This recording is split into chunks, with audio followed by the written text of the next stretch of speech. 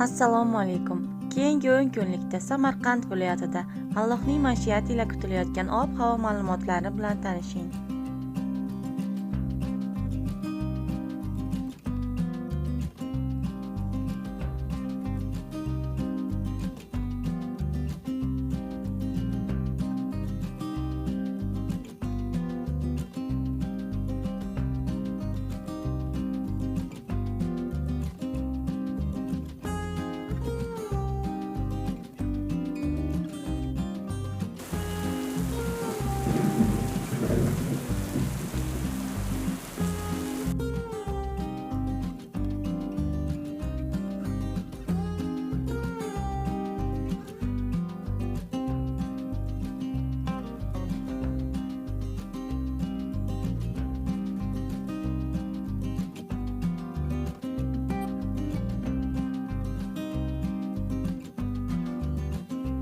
Har qanday ob-havoda ham sizni yaxshi kayfiyat tark etmasin. Salomat bo'ling azizlarim.